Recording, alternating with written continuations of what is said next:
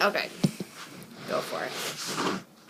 Okay, so working effectively with co-teachers, first, step one, make a Google Drive.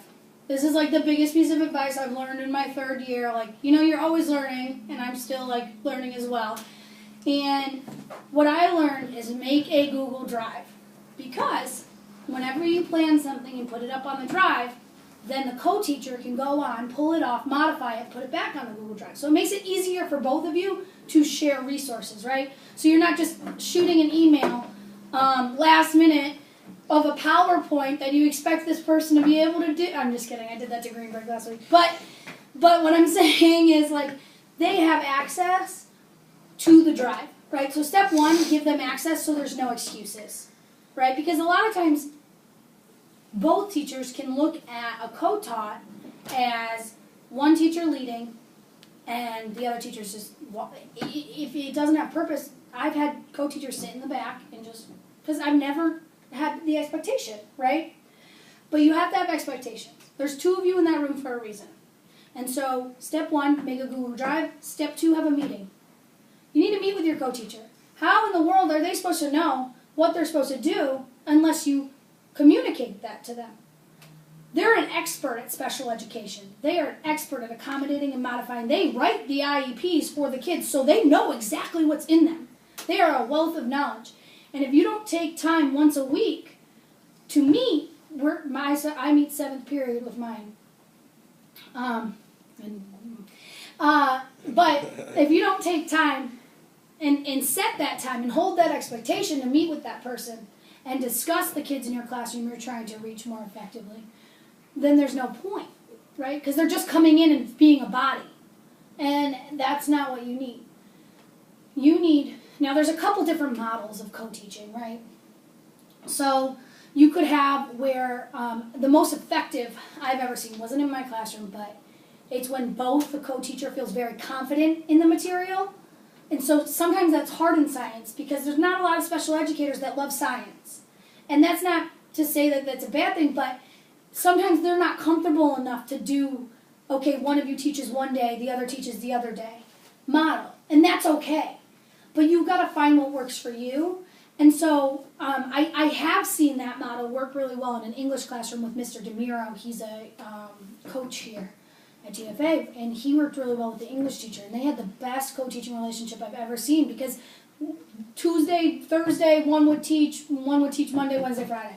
And, like, the kids had no idea who the teacher was, like who the gen ed teacher was and who the special ed teacher was. So that's really cool. But if that's not something that's realistic for you, because your co-teacher doesn't feel confident enough in the material, which you can respect, you definitely should be using and communicating what you need to that co-teacher. Yeah.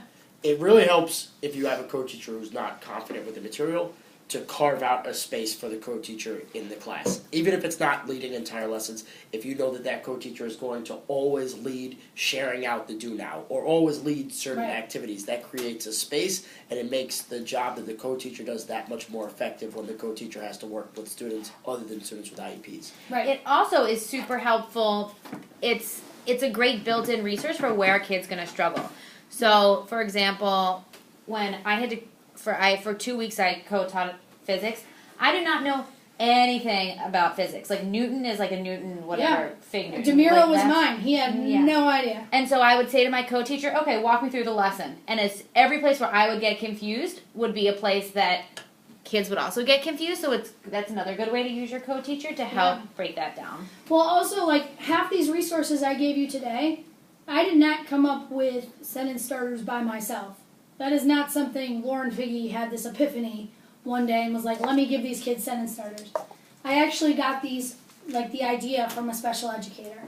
He's like, hey, why don't you just use, sentence starters? And I was like, oh, okay. That sounds like a great idea. And so using them for things like that, like, my brain is like, when I get an idea for an assignment, I think it's great because I understand my brain. But, like, not every kid understands Lauren Figge's brain because half the time I'm like, didn't take meds today. Which way is shiny object? So how using them to definitely look, and it's easiest if you have a drive. I mean, Google has all that free space, use it. and meeting, and I really stress meeting with the person, and a lot of times too, like I will use my coach. I'll just give her a heads up and be like, hey, like we're doing this today. Like I'm gonna call on you to like give an example of this. Like, oh, Miss Nash, didn't you tell me one time that this was like something that happened in your family? Like when we're talking about genetics, and she's like, oh yeah, and then she'll add to it, right? So it also incorporates them in.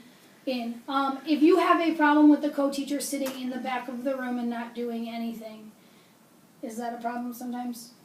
Okay, I think that you just, so if that is a problem, first of all, a lot of times that stems from just not knowing what to do when you're in there, or being able to not do anything. And so that's where meeting first would help, and then I assign things. Like I'm like, hey, can you sit with this table right here, and I'll sit with this table over here, and they can't say no to that. Or sometimes I use my co-teacher to be the lab partner of one of my really low kids. I'm like, hey, we need an extra lab partner over here. So can you sit with Blanks today and do that? And it's just like, I'm not rude. I'm not like, hey, you over there, go sit with him. I'm like, I'll be over here, you be over here, let's split it up, right? It's all how you phrase it. You don't want to belittle another teacher, but also like giving them a role and a fine thing to do. It works really well with parapros too. Paraprofessionals really well with them too. Is like, hey, you sit with this group of kids and like read this, and this out loud, and I'll sit over here and do this with these kids. I've noticed that I'm not a co-teacher, but I work with one, and our relationship got a lot better when I started giving her stuff to modify like way in advance. And I realized like I don't have to know what day I'm giving a test to like give her the test to modify. Yeah. And once I like change that perspective, I just give her like a stack of stuff that's a month out, but she can like work on it, and then I figure out the days later. Girl, my first year teaching, I had nothing on that. Oh yeah, I'm lucky. I have a curriculum to work from. But Yeah. No. So that's ideal, right? The general rule is like at least a week. Yeah. Yeah, at least a week.